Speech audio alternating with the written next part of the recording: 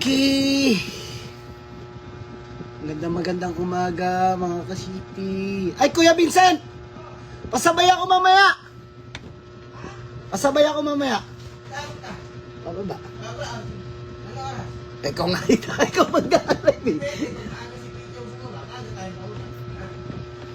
Thank you.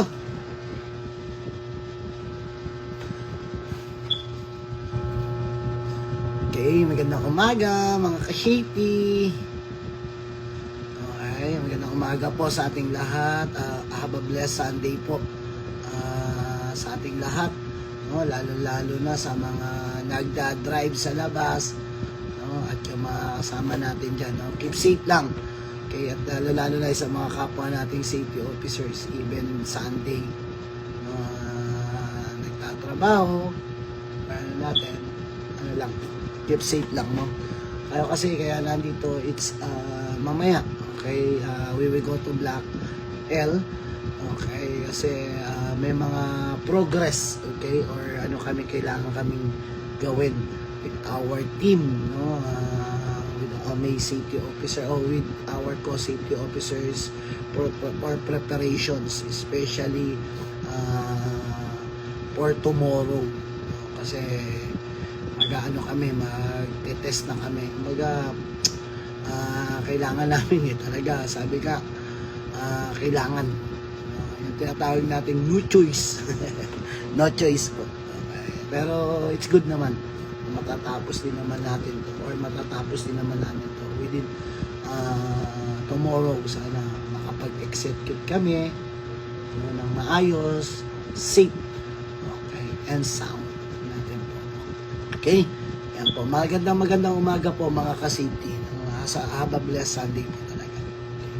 So, nire-ready ko na at mamaya pagdating ng ating service, pack up na tayo, tapos go, tapos before lunch, babalik tayo for preparations ng documents natin for our progress meeting, and then bi-weekly meeting, and then in preparations ng team para sa inspections sa mga workers accommodations, reporting, especially mga close out ng ating mga NCR, SOR by our client.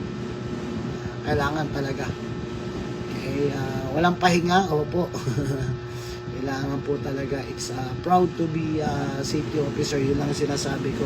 We need to be proud as safety officers, especially, no, ito na yung nagiging bread and butter natin. Ito na yung ito na yung nagpapaano sa pamilya natin, sa malinis sa pamamaraanan.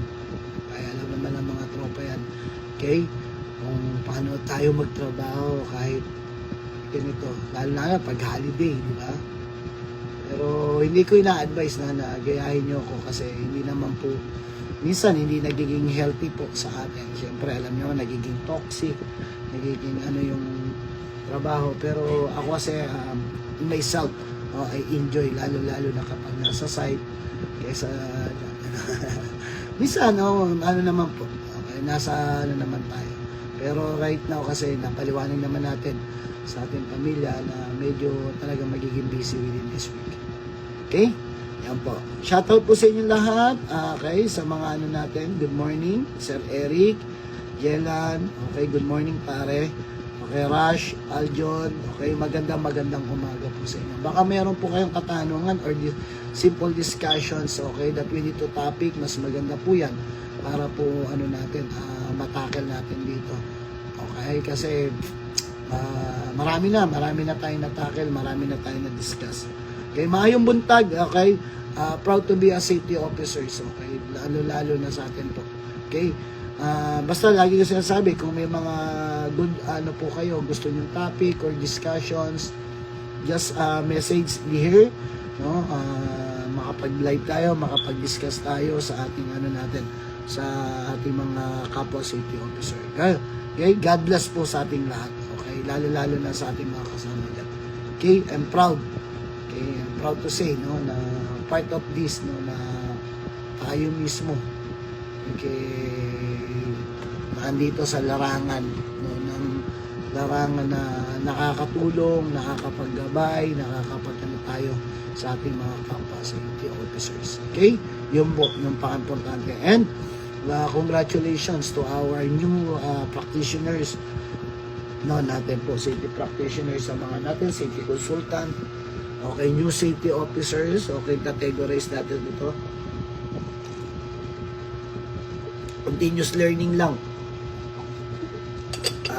Araw-araw, okay, yung mga sabi nga natin, kahit 1% learning from our industries, no, matutunan natin. And syempre yung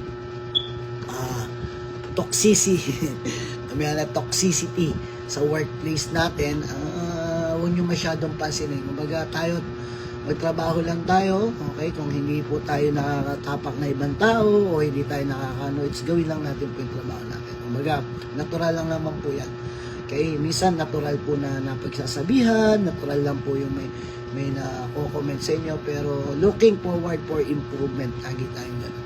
Okay, at as safety officer, you need to learn, okay, yung mga right documentations, yung tamang documentations for our job, no, na ano natin, and you need to ask your team, no, your team, okay, your colleagues, okay, ano pa po ba yung mga expectation improvement, ano pa po ba yung mga inaasahan natin for developing natin. Sabi ko nga wala naman pong safety officer na perfecto.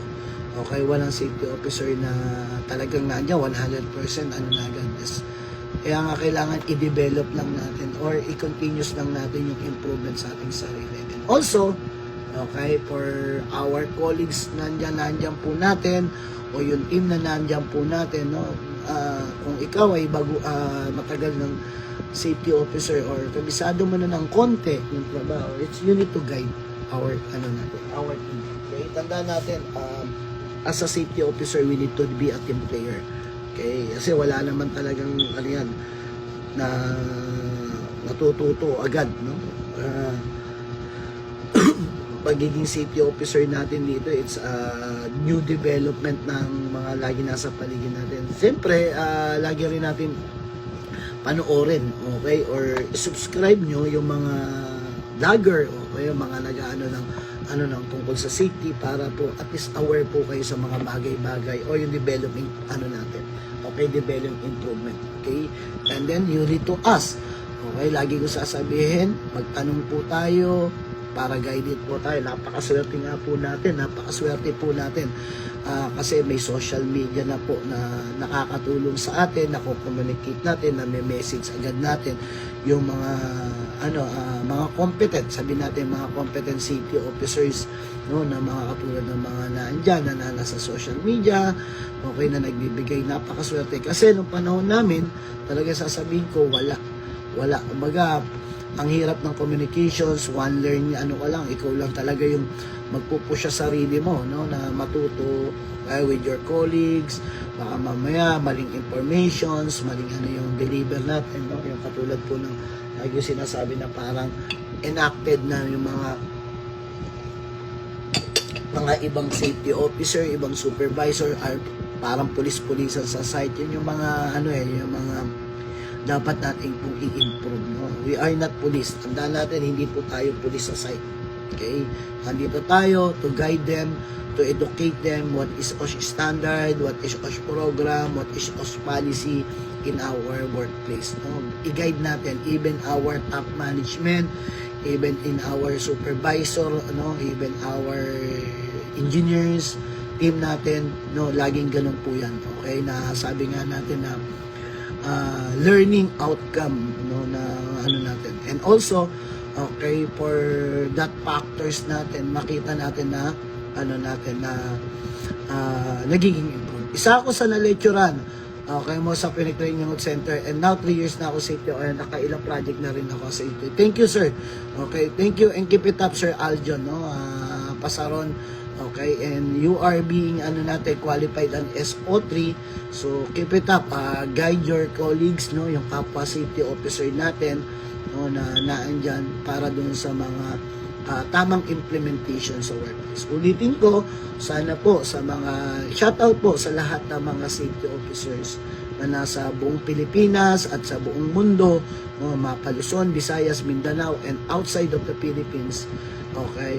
Turuan po natin, i-guide natin yung mga kapwa natin. Sige. Okay, pare. Okay? Hintayin mo na lang si Kuya Arthur, ano natin, ipatid ka muna sa Black F, tapos susunod lang, ay, Black L ako. Kasi pupunta ako ng Black L. Hintayin ko lang si Michael, darating din si Michael. Okay? So, kailangan ko kasi, ano yan, i-finalize yung doon sa Black L. Sige sir. Pagka dumating sir, iyahatid ako doon. Okay, sige pare. Don't worry. So, yun lang. Yun din yung sinasabi ko, no, sa mga, ano natin, na maging ano tayo, maging ehemplo. Okay? Ehemplo tayo sa tamang guide or tamang ano natin po sa trabaho natin. Kasi, kung hindi, diba, napakasakit po para makita natin na ang isang safety officer is acting, okay, as a safety officer sa workplace as a compliance ng napakasakit po nung para sa atin. Baga, dapat mo may action taken and may, syempre natin, expectations by our team and our management. Okay? Yun lang naman po ang akin sa umagang ito. And also, no, sa mga safety officer natin dyan, we need to prepare our emergency response plan, our emergency response team. Right now, medyo hindi maganda yung panahon, pero we need to call out our management. The management support, okay, shall be protecting us, okay, para doon sa mga program and ano natin. Muli, sabi ko nga at ulitin ko, walang magaling na safety officer, walang magaling na safety supervisor, walang magaling na safety manager if the top management didn't support you. We need to push our management. Hindi naman natin itutulak. Kumaga, they need to understand what is our role and our responsibility. We are not police in our side. Yun na lang sana po ang lagi natin sabi na hindi po kami police at hindi po kami naandito para lang po sa wala. We don't want, no, na sumahod o yung salary, no, na naandyan na ano lang, na parang sahod lang tayo ng ano natin. No? We need to act, okay, na ganun po. Okay? Kape-kape, and maraming po salamat. Keep safe, everyone. Safety first.